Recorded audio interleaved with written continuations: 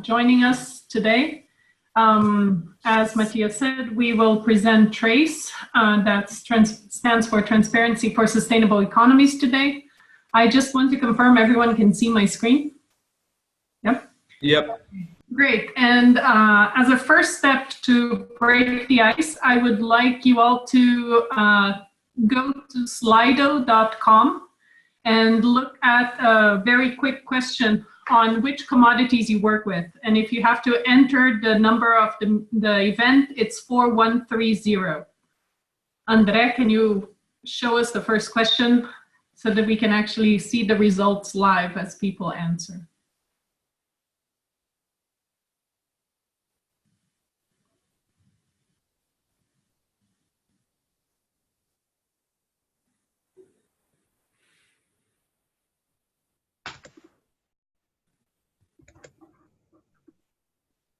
Hi, Simone. Can you see the results? No, not yet. Not yet. Well, I can see. Would you mind? Oh, there we go. The code. Never mind. I've just shared the link on the chat box, by the way. Can everyone see the results? Yep. Yeah. So as you can see, everyone works on soy. About 2/3 of us work on beef, 83%, 86% on palm oil, 25% on cocoa, 50% on coffee, 13% on fisheries, and 11% fisheries, 11% pineapple. So I think that's a very good start to this discussion because it also gives us a good idea of who we are talking to. Now, if you could go to the next question, what commodity production countries do you work with? So in which countries are you working, or with which countries are you working?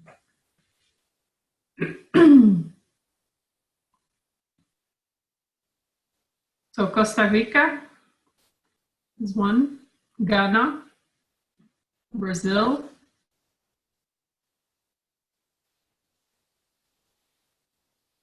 Indonesia, Liberia, Peru.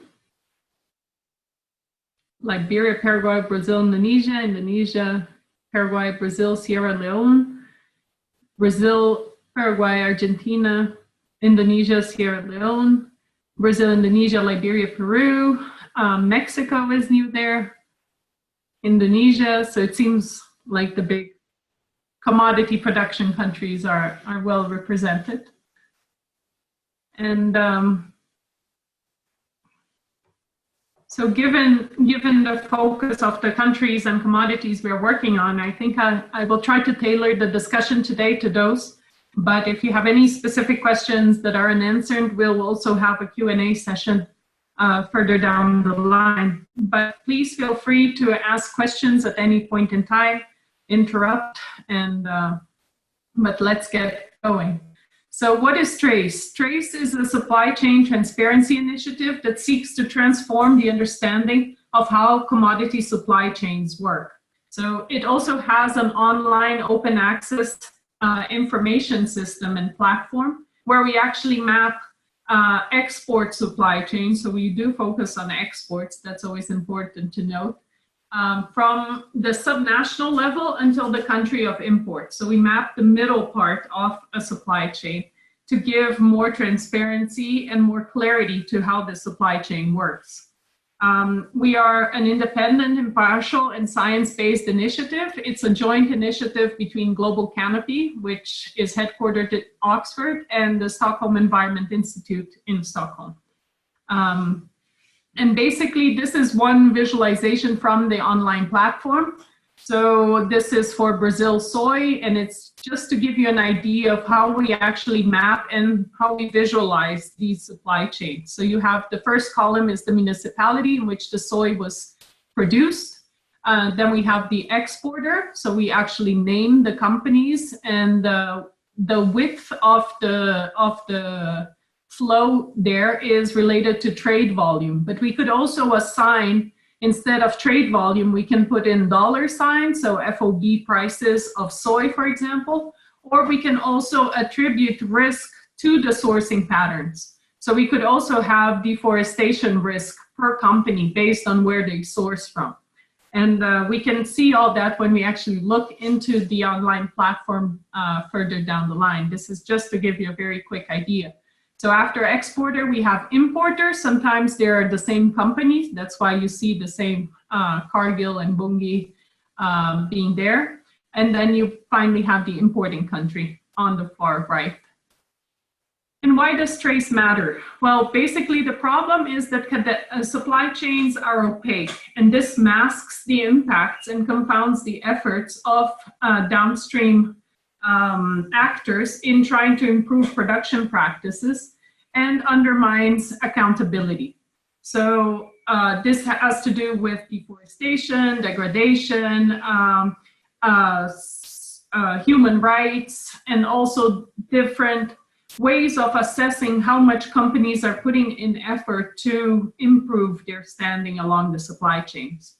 So basically, we believe that showing who is doing what where and where they're sourcing from is a key step in actually attributing responsibility and seeing improvement over time. So how does trace actually works? As I showed you in the second slide, it maps the exports at the subnational scale for entire sectors.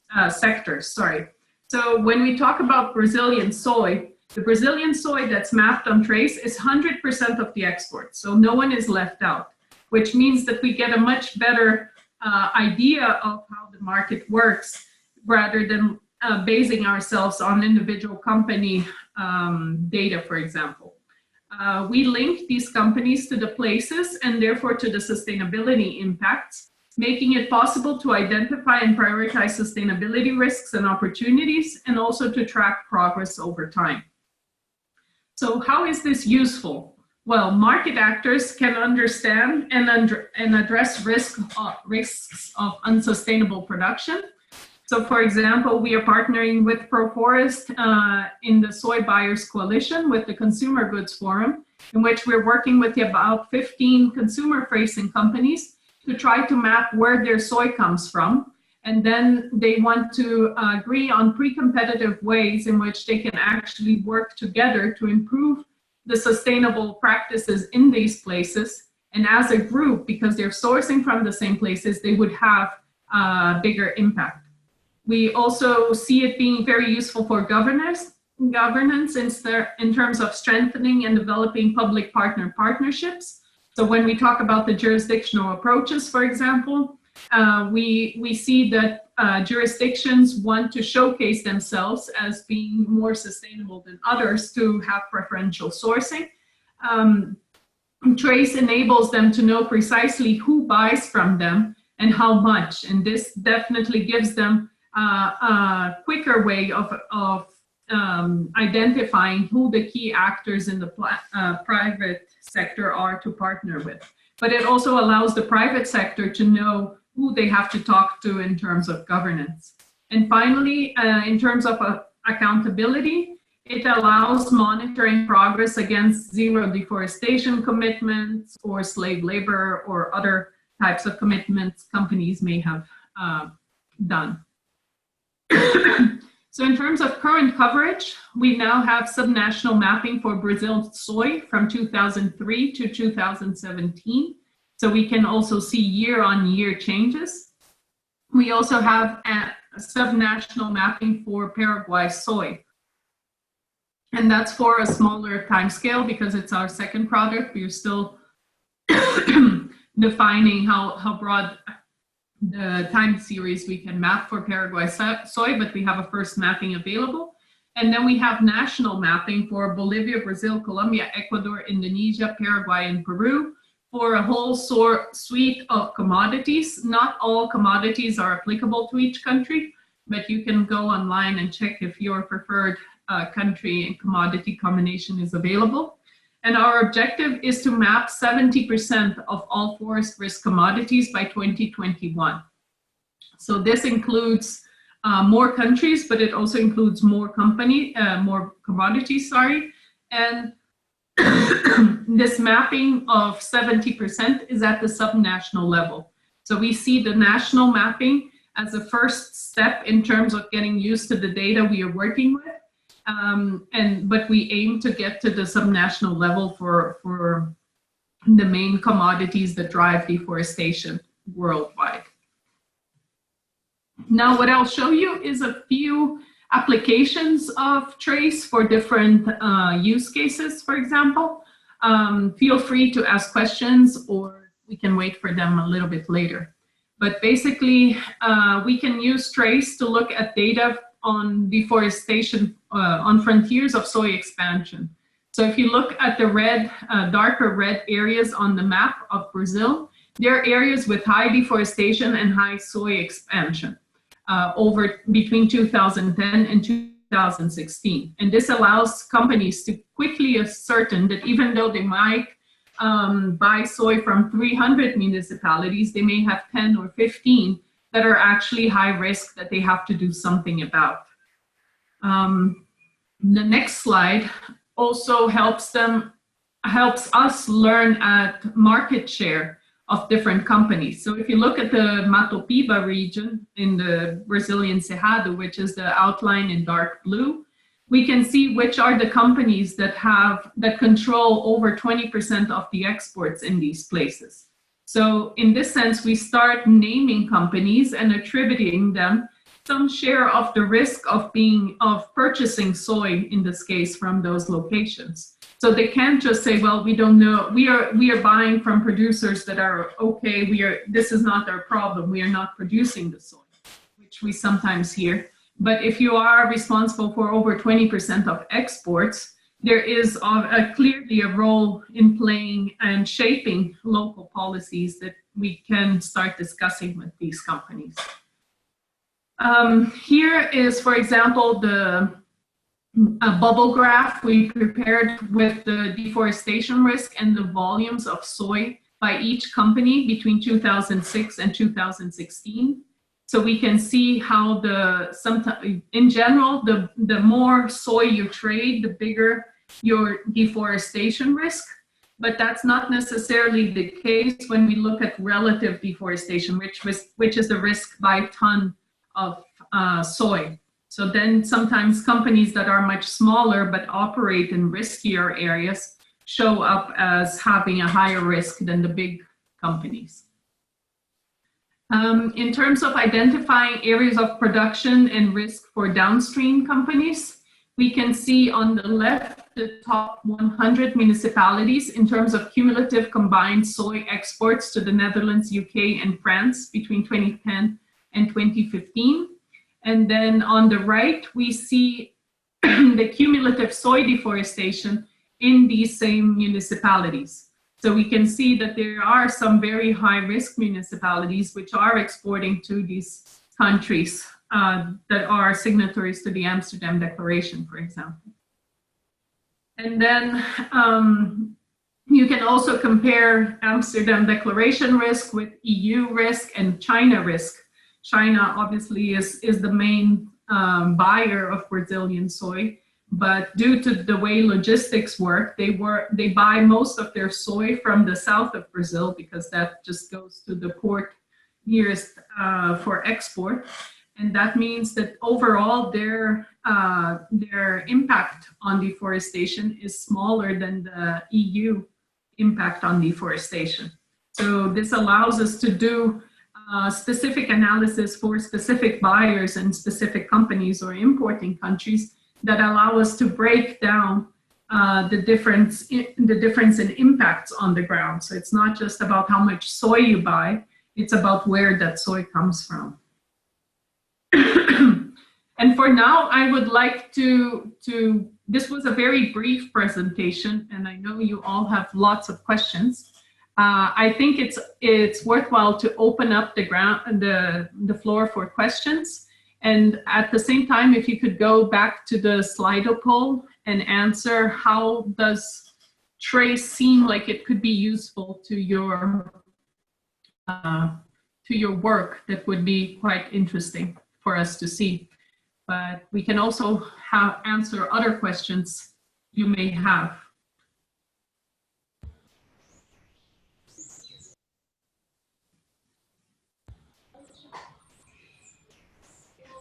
People that would like to ask a question, they can either do it through the chat box, or you can also simply unmute and talk. So please feel free to ask questions. Thank you, Matthias. Yes, hello. Can you hear me? Yes. Yes, this is Laura Dastorg. I work for the Alliance for the Preservation of Forests. I had one question regarding palm oil. I know that you were starting to gather some data regarding this sector. So where are you up to today with the regarding the palm oil sector? So, I'm sorry, let me open the Trase platform, and it's the same platform you would all access. Can you see it? Not yet. Mm-hmm.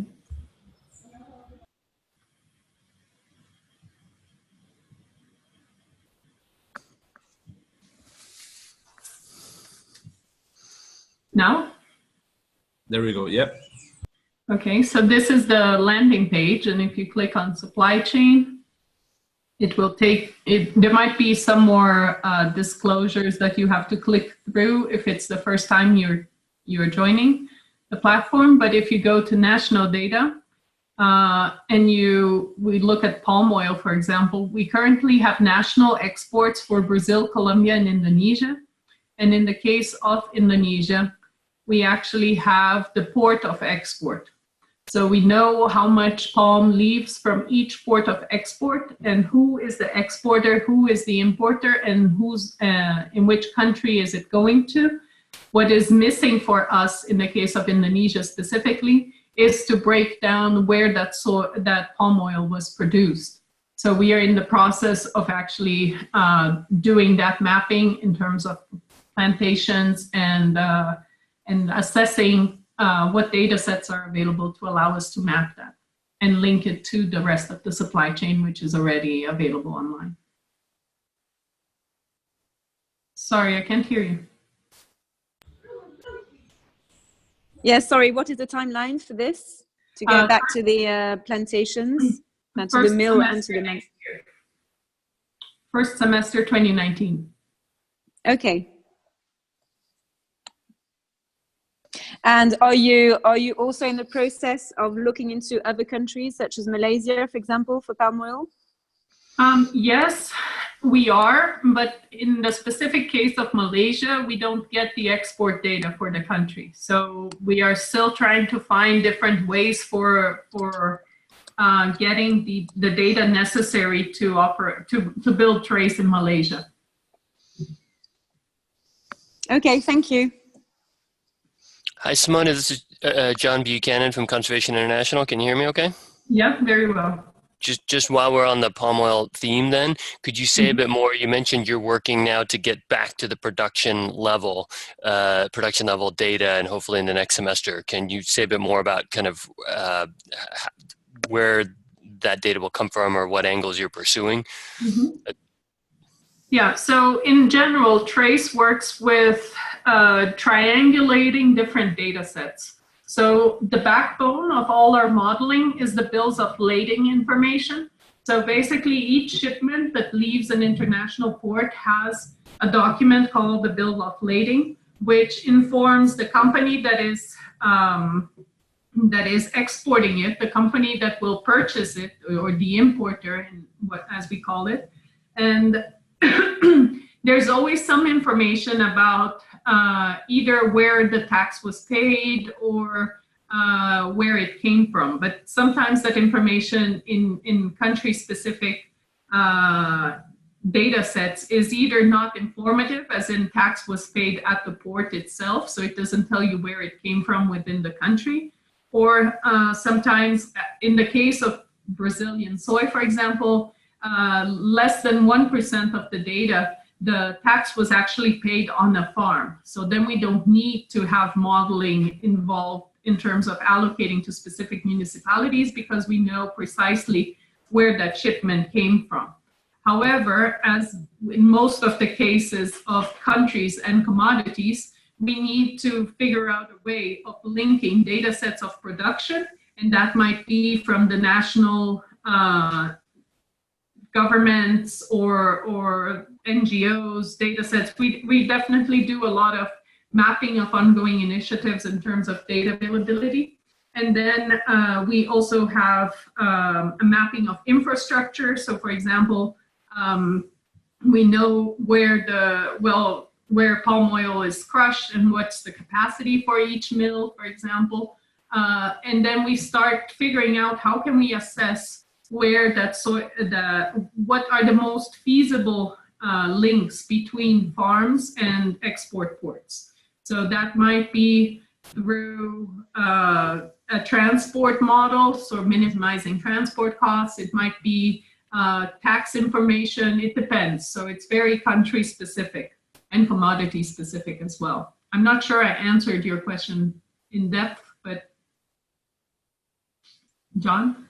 So it sounds like you're still kind of pursuing a variety of angles to figure out how you may be able to get back for palm oil. Is that kind of a fair summary? Yes, that is correct. Okay, thanks. Simone, this is Laura from UNEP-FI. Can you hear me okay? Very well. Thanks for your presentation. My question was sort of around the ultimate user of this data. Who do you sort of anticipate this being? So we have several different types of users actually. Traders themselves, they're usually not very happy to see Trase because we name them and we sort of give out their information.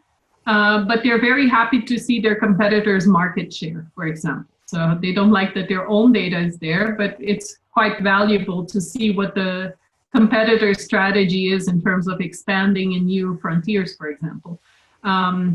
The other very, very interesting use case we have is with the bank Santander here in Brazil, and they're using Trase for assessing risk for individual loans related to infrastructure building in Brazil. So for example, if a trader wants to build a silo in a given municipality, they look at the deforestation risk for that trader, for that municipality, and that municipality trader combination, and that goes into their due diligence process in terms of whether it's as a risk measure, basically to determine how much information they should request from the trader in terms of assurances that they won't lead to deforestation and that sort of thing.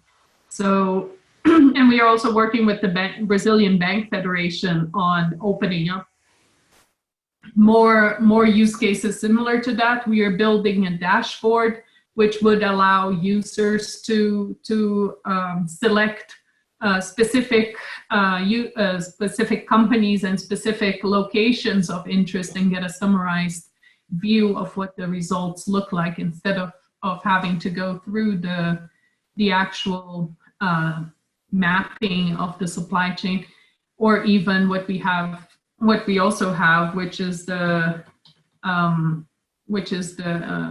profiles. So if you go into the profile, it will give you a summary of what Bunge looks like, but that might not be enough information for what you'd want to look at if you go to the profiles themselves.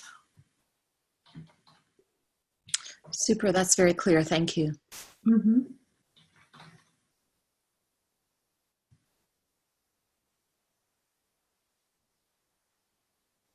So that gives you a report on Bunge, but sometimes you want an interaction between not just Bunge, but you want to compare it to another trader in particular, for example. So you can also do that in the dashboard.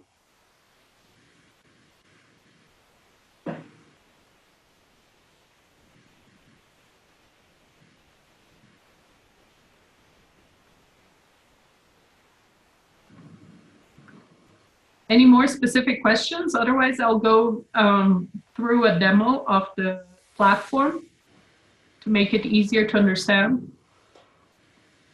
And Andrea, if you could give us a short summary of the Slido results. Exactly, that's what I was going to do right now, Simone.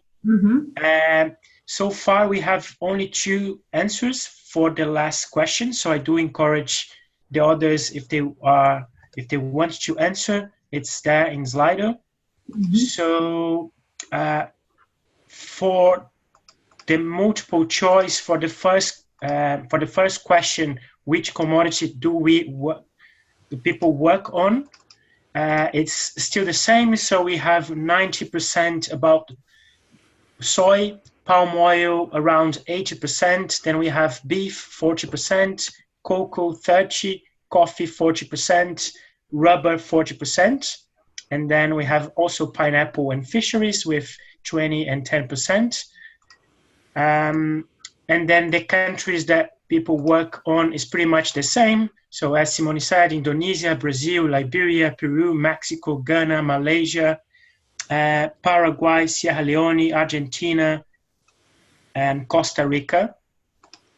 And then how the way the tool, the Trase, could be useful is, so far we have an answer on monitoring players in the market, and then it makes easy to identify deforestation risks and make plans to avert in the short to long term, especially in the cocoa sector.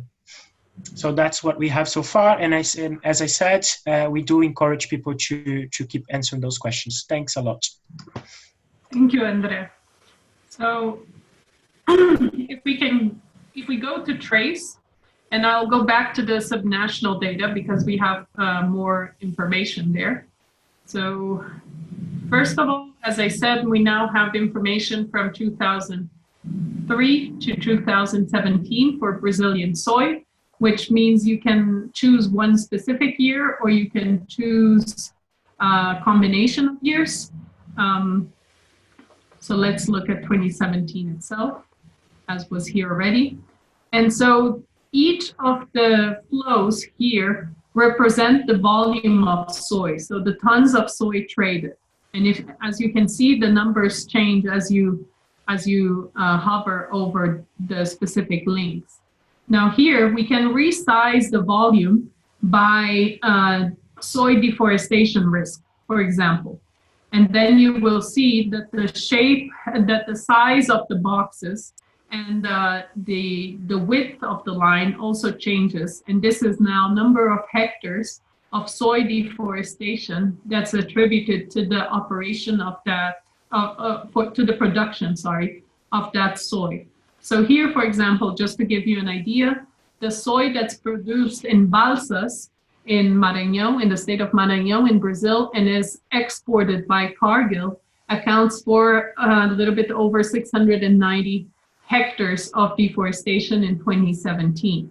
So, and here you can get specific information. So if you want to look, for example, only at Cargill, you could click on it and it will highlight just the Cargill flows. You can also expand the selection, which means you ignore everything else. And here's your Cargill map. So not wanting to point out Cargill, but it's just one of the main traders. And then you can collapse it again. But this allows you to clearly see how the supply chain of each of the companies operate. And here on the map, you see highlighted the municipalities that export soy, that Cargill imports soy from, So the map is fully integrated to the Sankey. Now, you could also look at land-based carbon emissions. So this is land use. So you can see that Cargill actually accounts for the biggest land-based CO2 emissions. And therefore, you can also look at different types of information you can resize by. And these are all quantitative indicators. So the number of tons or the volume, the volume or the number of US dollars or the hectares of deforestation. But we also have some qualitative information here. that you can look at, and that's, for example, the zero deforestation commitments. So which of these companies have zero deforestation commitments? And here you will see the red ones don't, the green ones do. And yeah, basically the soy moratorium, which is covering most of the soy that's produced in the Amazon, is in dark green. The light green are companies with commitments, and the red are companies without commitments. So that also gives you an idea of how the companies are acting in terms of answering these concerns from consumers mostly. You can look at smallholder dominance. So who's buying from smallholder farmers, or places where smallholder farmers are the majority. And that gives you an idea of, for example, where there could be more social unrest or more conflict with smallholders, for example. But this is just a quick summary.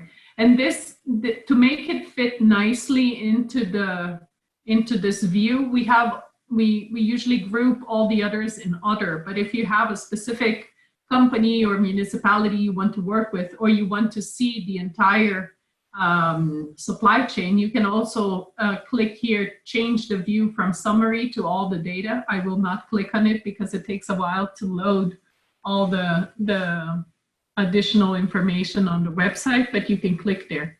And as I said, Trase focuses on mapping exports. So in our case, the gap between exports and production is domestic consumption. So here we can see that domestic consumption accounted for about 30 million tons in 2017. We know, for example, that doesn't mean that soy is consumed within Brazil, but it might be fed to chickens that are then exported to China, for example. So we are trying to figure out that sort of embedded exports as well, in terms of assigning international consumers also a share of that responsibility. And in terms of domestic consumption, we are getting a little bit more information on the companies that make part of this domestic consumption. So it's not a big black box. And most likely it's the same traders as the exporters. It's just that a part of it goes to domestic consumption and a part is exported. Any questions on this graph for now, before I go to the map? Not a question on the graph, but we have a question from Justin. Justin is asking, how is deforestation risk calculated? Thank you. That's a very good question. Deforestation risk is proportional to the amount of soy purchased. So as you may have seen, we have different measures of deforestation. Here we have territorial deforestation, which is all deforestation that happens within a municipality. So say there were 100 hectares deforested and 1,000 tons of soy produced. If you buy 50% of the soy, you are attributed 50% of territorial deforestation. So 50 hectares in this case.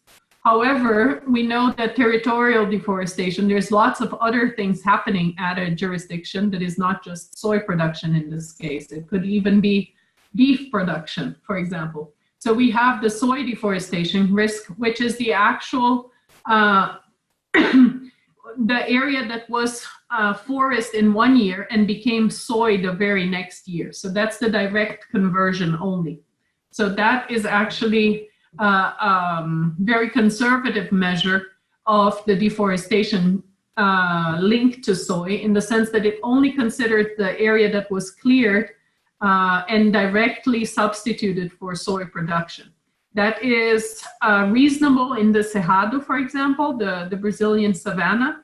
It is not reasonable in the Amazon, for example, where it takes a while to clear a tropical forest to plant soy. So this is a very conservative measure, but the attribution of risk is still the same. If there were 50 hectares of soy deforestation and you buy 50% of the soy produced in that municipality, you get attributed 50% of the risk. Okay, hi, I have a question. Yeah. The second explanation on the soil deforestation risk, I totally get. But in the first part, the direct linkage of how much soil is produced being a factor of the level of deforestation, I don't think it's that clear, because depending on the type of farming practice, you could be producing more on a limited amount of land rather than going expansive and still producing more. So how do you disaggregate those two? Yeah, well, we currently do not. We only attribute risk based on volume. So our idea is that we are passing the burden of proof to the private sector. If your practices are better than average, there should be an incentive for you to say where you actually source from and show us that this is the case. And to illustrate this, we are working with Amagi, which is the biggest Brazilian trader. You can see it here. And 2/3 of their exports are certified RTRS soy. So this means that it's one certification out of 2 that has a zero deforestation clause in it. So we are working with them, and they will give us a simple table indicating the municipality of production, the volume that is certified RTRS, the area that's certified RTRS, and the certifier who actually certified it, so that we can actually double check the numbers with the certifier. And what would happen is that here, the trade volume would be the same. But if you look at soy deforestation, for example, Amagi is currently here, and it would, Amagi is currently here, and it would fall much further down because the soy that they are exporting, they were willing to give us information showing that their soy is deforestation free. So we offered this to other traders, but other traders have a much lower percentage of RTRS or zero deforestation certified soy that they're working with. So for example, Cargill, we offered to do the same work that we're doing with Amagi with them, but they said that only 2% of their exported soy is RTRS certified, and therefore they would rather not show any than show they only have 2% certified. But there are many other ways we can foresee that the traders could provide information on where they source and demonstrate that that practices are good and that there's no deforestation linked to it. I think that the main point here is that we're pushing companies to disclose information and to act on their commitments rather than just sitting back and saying we cannot do anything because we don't have the information. Yeah, I get you, but then it still leaves a little bit room for not a little bit of room, much room for improvement in assessing. Because like my earlier question, if let's say I cleared a piece of land to plant soy, right? And the next year I still use the same piece of land, do you still sort of count it year after year, how much as a factor of deforestation? Isn't that then attributed to double counting or anything of the sort? Yeah, we always do year on year based on the amount of deforestation that happened in a given municipality. And that means that municipalities that have cleared all their forests end up being sort of low risk, not because they are doing necessarily good practices. It's just that they deforested quicker than everyone else. So we also have to take that into consideration. But I think the key point here is that Trase maps back to the municipality of production. We don't have the information needed to link individual farms to the supply chain, because basically there is no information publicly available, at least in the case of Brazil, to inform us to which trader did Mr. John Smith sell soy to. And that means that we even though we may have information on the compliance of individual farmers to environmental regulations, through the land registry in Brazil, we still cannot link that to the rest of the supply chain simply because we don't know who they sold the soy to. So we need the information from the traders on who they bought from, and they're not very forthcoming with that. Yeah, I can imagine. My last question is this only being done for Latin, South America? No, And so are there plans to scale it up to other production areas? yes, so we currently have Brazil and Paraguay soy. We are actively working on Brazilian beef, Brazil and Paraguay beef, as well as Argentina soy for the next month. Also palm oil in Indonesia, as mentioned. But here you can see the next mapping. Besides these first comers that I mentioned, we intend to map other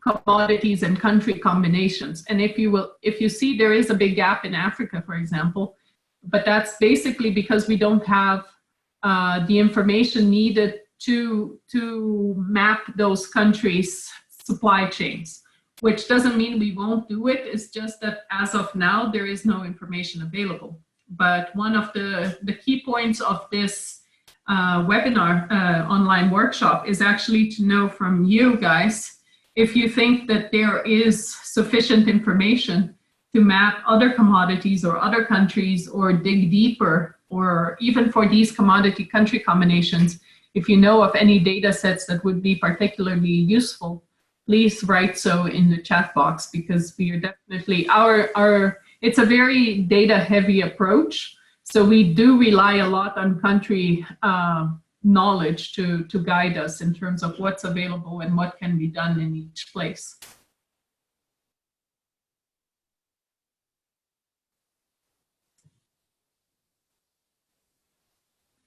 Any more questions? We have one quick question from Popoderi from Indonesia. Do you have smallholder RSPO data from any country? So we are working with RSPO to try to do the same idea as the RTRS in Brazil. It hasn't progressed as much. It's usual that once we get an initial mapping, then people get upset that we assign so much risk to them, and they are more responsive to our emails to try to build the partnerships ahead of time. And that's the case throughout the world. So we are talking with our RSPO, and we also have ongoing work on the ground in Indonesia. So I would be happy to put you in contact with our colleague that's working on Indonesia more specifically to help you out, since I don't really have that much information there.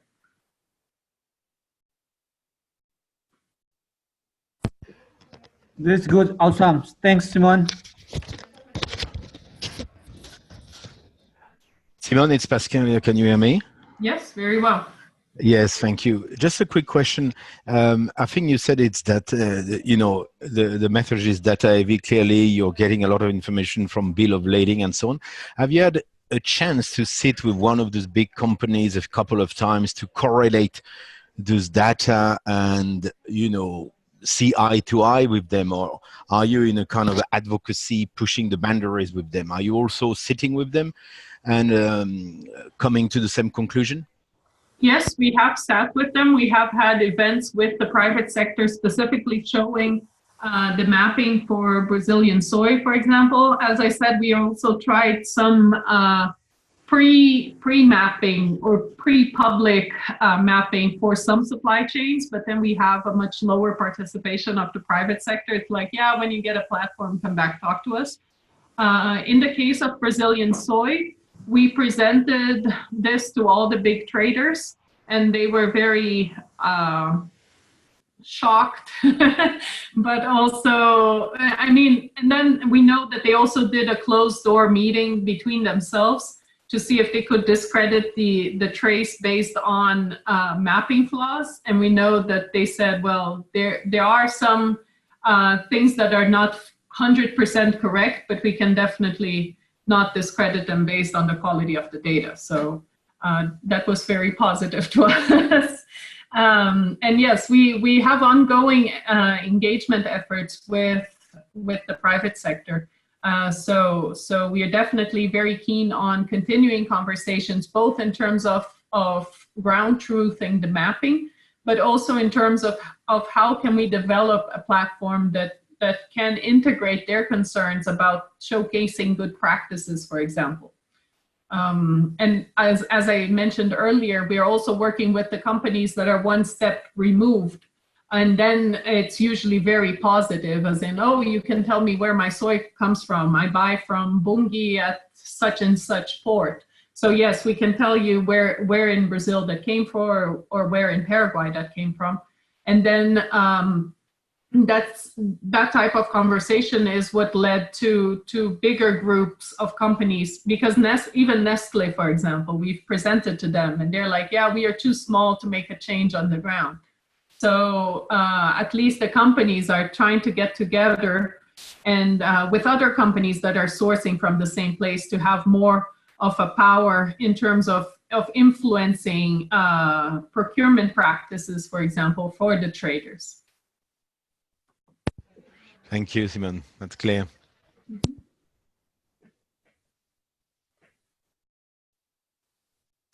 Simone, another question. This is John Buchanan.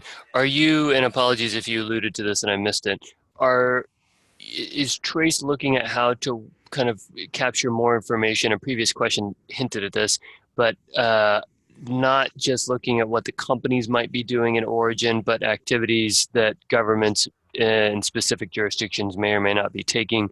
And of course, I'm thinking about the potential to use this in jurisdictional sourcing initiatives. So could you get at things like, policy evaluations or ratings, capacity evaluations, things like that? Yes, so thank you for the question. We are actually actively working on what we are calling Trace for jurisdictions, which would be putting together all those informations and trying to help both the jurisdictions in terms of showcasing what they already have in terms of governance and other initiatives, but also private sector actors, because once we show them the results, they're like, well, where can I buy from then? And we don't necessarily want to take the good concerned companies out of the bad places, because then you would only leave the worst companies in the worst places, and that's a recipe for disaster. So we want to allow jurisdictions, for example, to showcase progress over time. So it's not just that because you have high deforestation today, you're out of the game. But if your deforestation is decreasing over time, that also shows some commitment in terms of implementing sustainable policies and practices on the ground, rather than just having a static sort of cutoff line. So we are actively working with the jurisdictions and trying to come up with what this Trace for Jurisdictions platform would look like and how to make it useful, primarily for private sector actors in this idea of linking companies to jurisdictional sourcing options. So Simon, it's Pascal again. It's one of the questions I was asking in writing. You're saying that the Trace, because you can measure change over time, and you have the possibility of measuring change over time in the nature of export, either at the subnational level and at the total national level. We could use Trace as a source of data to measure improvements or not. So this I think is a good leeway to show you a little bit more of the map. So this is the map that we have soy production in Brazil, for example. And here we have a bunch of indicators. We have agricultural indicators, such as the production of soy, the soy yield in terms of tons per hectare. This hints at the better practices, as Kwame mentioned, for example. The percentage of land in a given municipality that's used for agricultural use. Then we have environmental indicators such as deforestation, land-based CO2 emissions, water scarcity. Some of these indicators do change over time, some are static. And the main point for us is that these indicators are always secondary. We don't generate these indicators ourselves. We sometimes use indicators, official indicators. So for example, from the Brazilian Institute of Geography and Statistics, we have indicators from other NGOs that were closer to the ground. We usually have a workshop in each new country to discuss what types of indicators would be useful in that place, because we have a basic list of indicators that we try to find for every country, but there are always specificities or data sources that are more relevant to one country than another. And therefore, what we have is that if the information source makes information available yearly, we definitely have year-on-year improvements over time to be mapped onto Trace. What happens, for example, in water scarcity is that the National Water Agency in Brazil calculated this water scarcity index once. So while we find it important to have the water scarcity index here, it wouldn't allow us to see how water scarcity changes over time. So deforestation is an easy one in Brazil because you do have year-on-year deforestation. And as of this year, we have soy-specific year-on-year deforestation. So because previously you had territorial deforestation, but you didn't know how much was this actually attributable to soy. Now we have this information, so we can actually see how the sourcing patterns of companies change over time. So how are they moving around in the territory? But we also can see how the risk associated to the places they are changes over time. So one interesting story, for example, is Amagi, which, as I mentioned, is a Brazilian trader, and their sourcing area is mostly in the consolidated areas in Mato Grosso. If we look at Louis Dreyfus, their consolidated areas is mostly in the south of Brazil. But then if we actually look at a joint venture, they started a few years back, and that's Amagi NLD Commodities. They source only from very high risk areas in the region known as Mato Piba in Brazil. So even though one parent company and the other parent company have relatively low risk for sourcing, their joint venture has one of the highest deforestation risks. So you can also see how companies' strategies in terms of investment change over time, and how their risk associated to that also changes over time.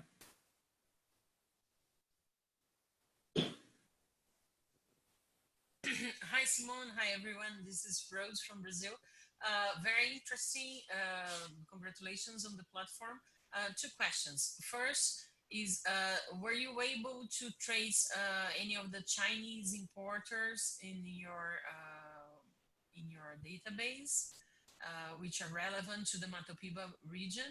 And second, what are the socio-economic indicators you have there? I don't know if you are aware, UNDP has worked with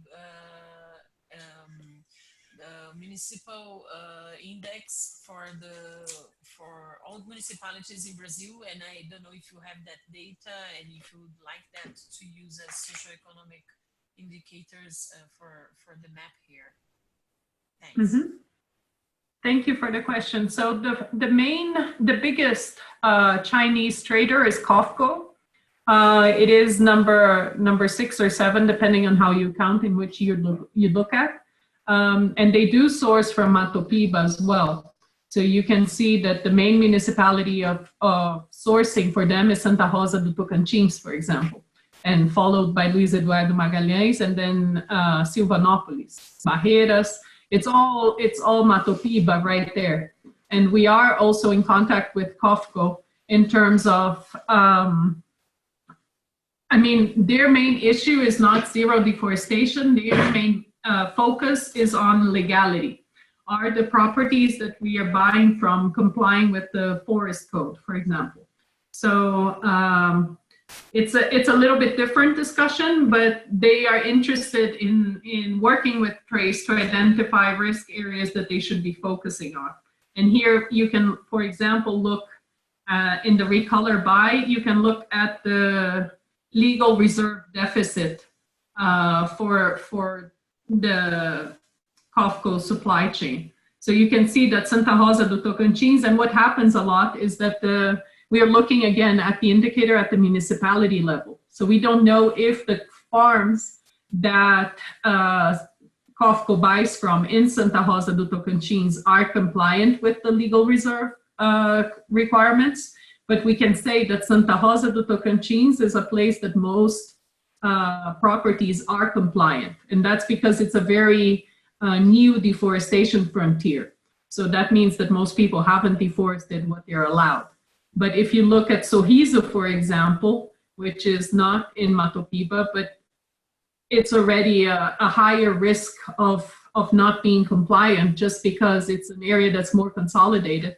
And most, not necessarily most, but a lot of properties have not, are not compliant with the legal reserve requirements. And in terms of socioeconomic indicators, let me just click here back to the map. I don't think we have the municipal indicators you mentioned. We have Human Development Index, we have GDP per capita, GDP from agriculture, smallholder dominance, reported cases of slave labor or forced labor, and reported cases of land conflict. That's the CPT data. So usually we can include new indicators, but our main concern is to make it useful. So as a user, if you think that's useful, we are happy to include it. It's mostly a user-driven function. So if specific users want to see a certain information there, we can include it. Like, for example, the Ministry of Agriculture wanted to see the number of agricultural loans that were taken in each municipality. And it's like, great, we can include that if you give us the data. And then they never got back to us. So yeah, it's about data being available and users being interested. Okay, great. But can you open the HDI? Because I think it is there. You know, you got it by the municipalities. Oh, yeah. Yeah, yeah. But thank you. It's very interesting.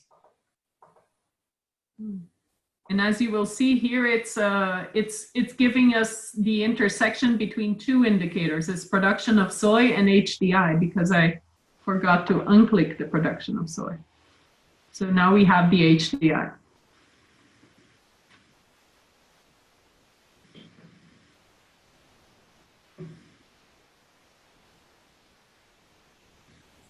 It's there. Great. Thank you.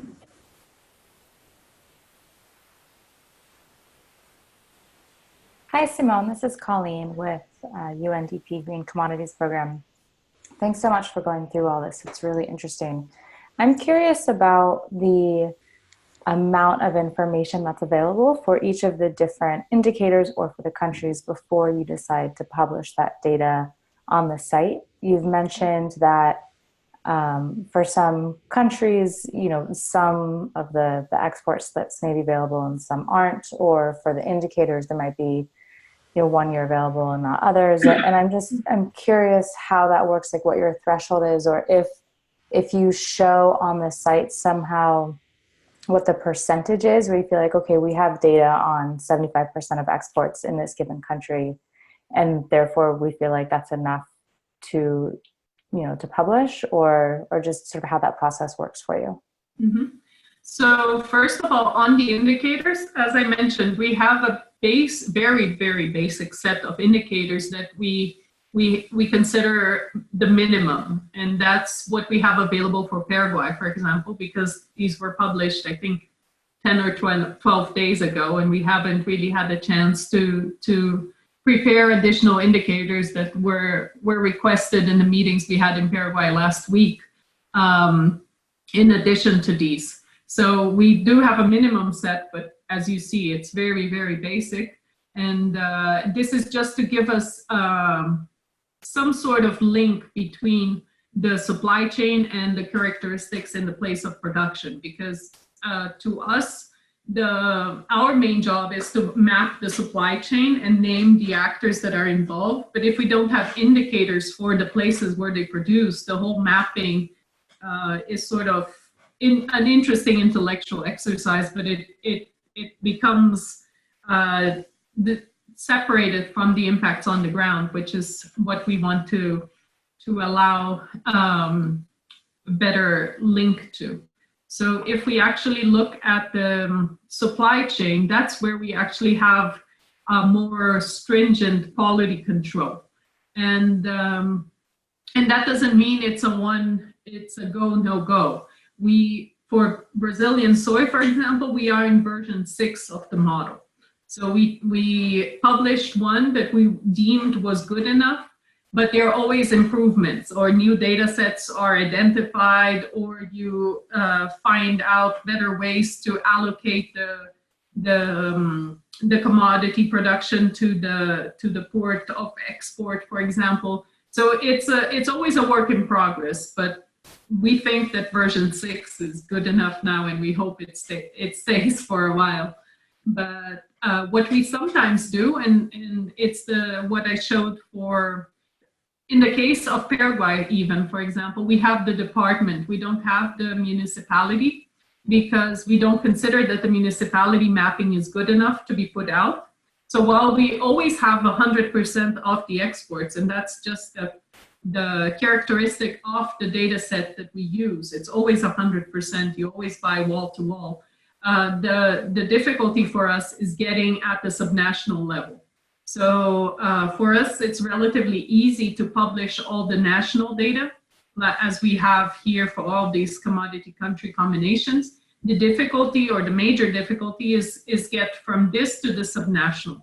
And that's why sometimes we first map to the department level, as is here the case with Paraguay.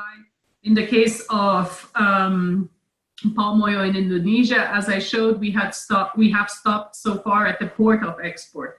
So we know in which island it comes from, but we don't know where in the country it was produced. So it's that level of quality that we are more concerned about, is the allocation to the subnational jurisdictions.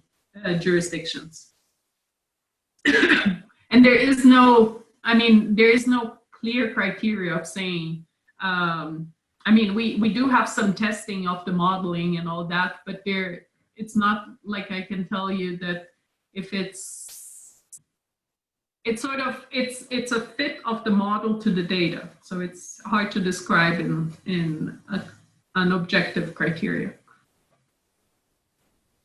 Great, thank you. There's a question that came up to me when you're looking at the indicators for deforestation. You know, there are a lot of organizations that are now into afforestation projects in the landscapes that they're producing. Are you able to capture that and like sort of lower their risk to deforestation?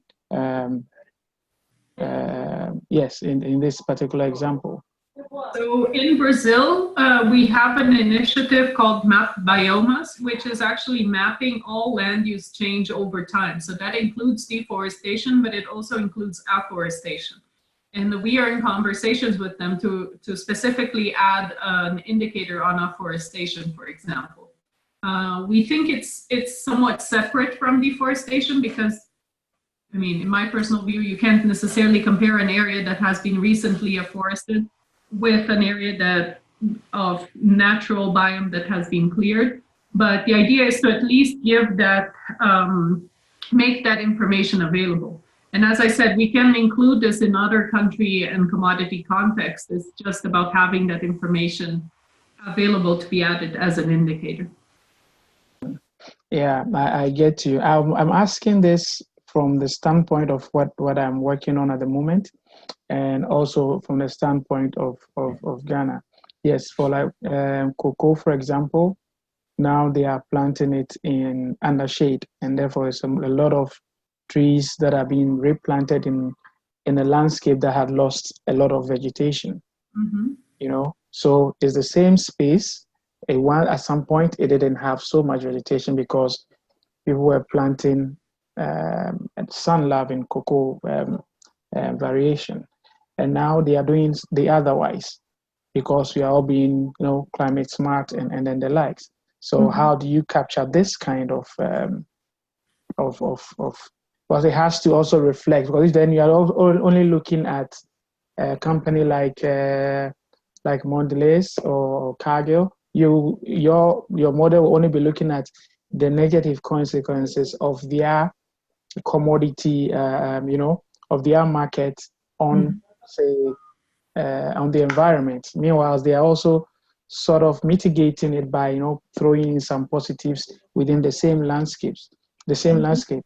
So if you're unable to capture it and make the net show that, okay, this is, you know, this as against that, then there's still, let's say, 20% deforestation that can be allotted or alluded to them. I don't know if my point is clear. Yes, I think it's clear. And my answer would be, if there is information at the country level on those indicators, we are very happy to include them. As I mentioned. So it all depends on the data that's available. Yeah.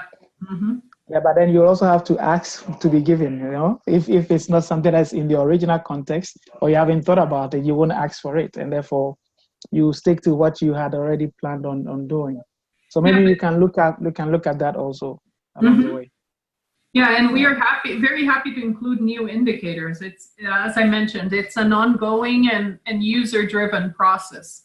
So if companies think that we should have an information on an indicator, on, I don't know, organic soy, for example, and they're willing to show or at least tell us where we can find that information, we're happy to put it up there. All right. Okay. Thank you.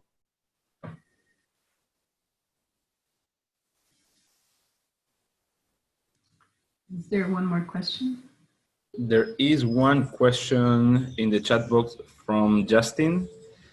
How do you get the data of volumes being bought by companies? Does this cover all companies buying from the municipalities and countries? So as I mentioned, we get the data set from the bills of lading, and that is all the soy that is exported from a given country. And then we map our way back to the municipality of production.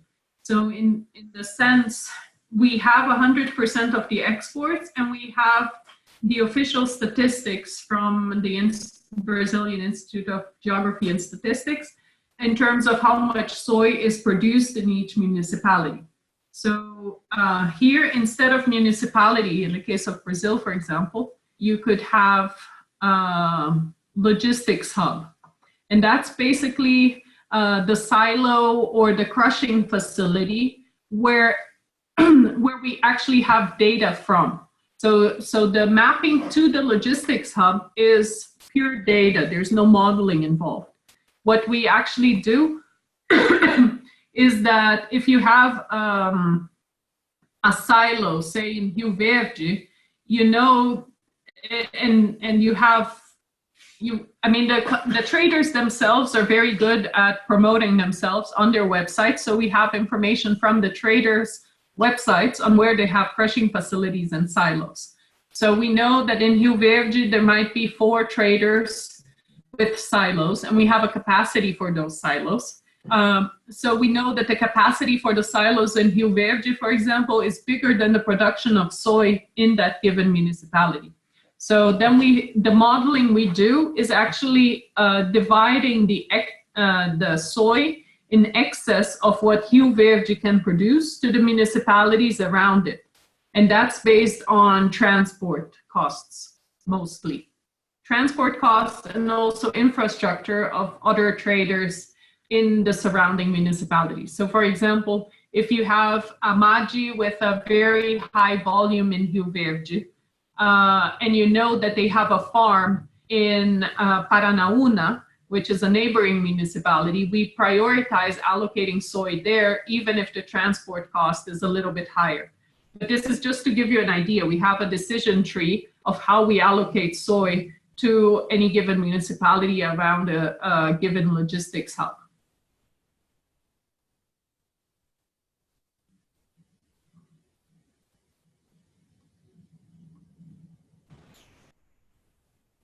Yeah.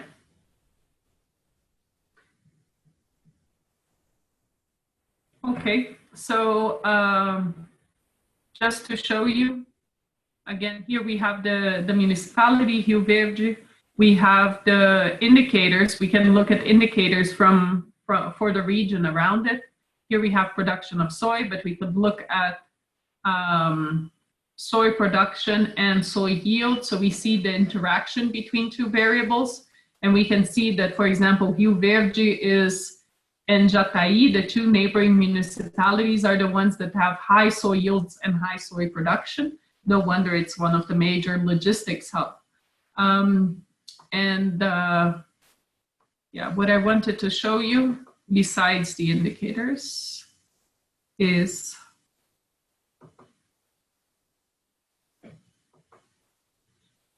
so here, this is the supply chain link that I showed you first. Map is the map that I showed you second. Then the profiles is what I want to show you, and that's the summary. So if you have any given municipality of production, country of import, or you have an exporter or one entity you want to search more information about, it will give you a little report with the soy area planted, the soy production, the area of the municipality. You can change the year here. And it will give you basically some indicators. How has deforestation changed in Sorriso over time? Who are the traders that are most active in Sorriso in that given municipality? So we see COFCO with almost 30% of the soy, purchasing almost 30% of the soy in this municipality. We see that China imports almost 3/4 of the soy in Sorriso. We also have all the other countries there. So this gives you a short overview of that given, in this case, municipality, but it could also be a company. And here, the download option. So all the information is available. You can choose a bulk download, which is available for the country commodity combinations that I mentioned, both national and subnational level. You can also create a custom data set, and then it's exported in CSV, which you can open in Excel, for example. And finally, we have the yearbook, which was the first one among among the yearly updates we want to give. We want to have a publication that is sort of gives a state of the art of how the supply chains are changing over time. And this year's yearbook focused on Brazilian soy. So we have, for example, the bubble graphs that I showed you in the slide deck are all here. Here is the by volume. So you see Bunge is the bigger one in 2005, and here's how it's changing over time. So you can see them regrouping themselves and changing size. Then there's a little blurb about the big ones, about where they're sourcing from with the little maps, how many silos they have, how many crushing facilities. But basically, this is to give you a little bit more information if you're interested on the soy sector in Brazil. But the idea is to have an updated yearbook yearly, focusing not just on soy in terms of how that supply chain has changed over the last year, which is also quite interesting given the China-US trade wars, for example. but also looking at a deeper dive into other supply chains and how they are, their history and how they're evolving. Any more questions?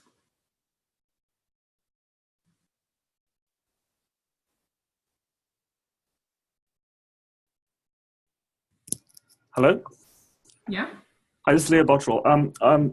I just one question was how, if I wanted to track the behavior of a trader, so in the case of where there was a jurisdictional red project and maybe there were more restrictions on clearing, I wanted to track to see if that program was potentially creating leakage opportunities where they were beginning to change their sourcing from that jurisdiction to another jurisdiction. How could I use Trace to sort of observe potential trends of that type of thing occurring?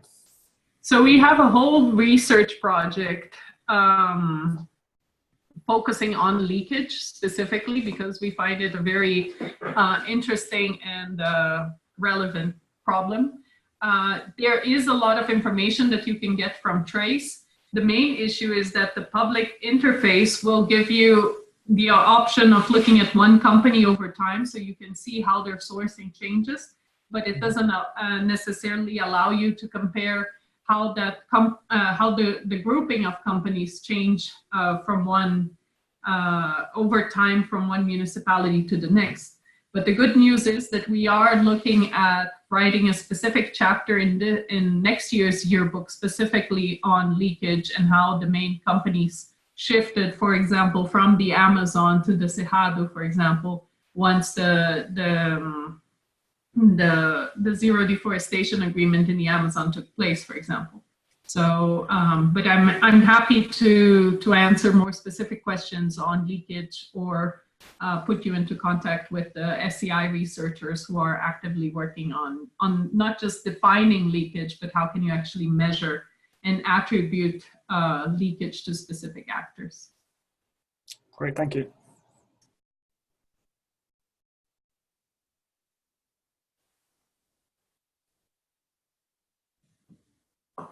If not, I think that's it. Matthias, do you want to add anything?